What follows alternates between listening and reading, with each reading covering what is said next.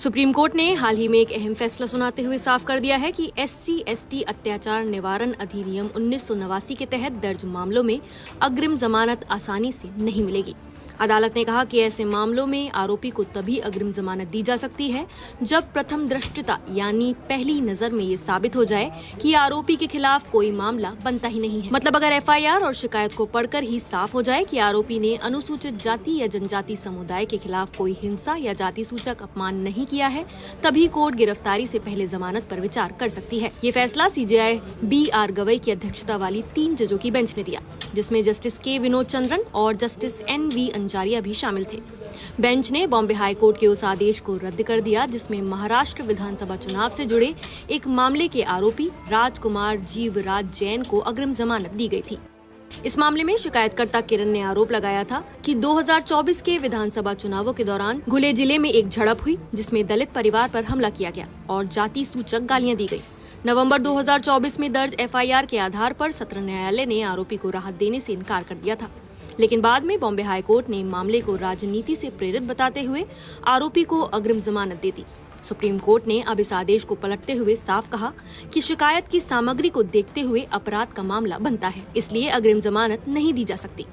अदालत ने अपने आदेश में SC/ST एक्ट की धारा 18 का भी जिक्र किया।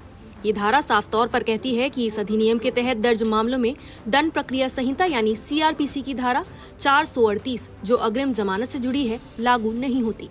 यानी सामान्य परिस्थितियों में अगर किसी पर अपराध का आरोप लगे तो वो अग्रिम जमानत के लिए कोर्ट जा सकता है, लेकिन SC/ST एक्ट में ये छूट नहीं है क्योंकि ये कानून खास तौर पर कमजोर वर्गों को सुरक्षा देने के लिए बनाया गया है। सुप्रीम कोर्ट ने ये भी समझाया कि अदालतें इस तरह के मामलों में मिनी ट्रायल नहीं कर सकती। मतलब ये कि कोर्ट सबूतों की गहराई में जाकर ये तय नहीं करेगी कि आरोप सच है या झूठ। अदालत केवल FIR और शुरुआती तथ्यों को देखकर ही तय करेगी कि मामला बनता है या नहीं। अगर FIR से ही ये साबित हो जाता है कि आरोपी पर लगे आरोप बेबुनियाद हैं, तभी अग्रिम जमानत दी जा सकती है। कोर्ट ने अपने आदेश में ये भी कहा कि ये कानून सख्त जरूर है, लेकिन इसकी जरूरत इसलिए है क्योंकि दलित और आदिवासी समुदाय आज भी समाज में कमजोर स्थिति में है। इस एक्ट का उद्देश्य उन्हें अपमान, उत्पीड़न और उनके अधिकारों से वंचित होने से बचाना है।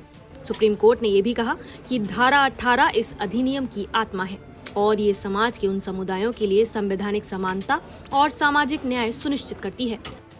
इस फैसले से साफ है कि आगे से अगर कोई आरोपी ये कहकर अग्रिम जमानत लेगा कि उस पर लगाया गया मामला झूठा है, तो उसे ये साबित करना होगा कि FIR से ही कोई अपराध नहीं बनता।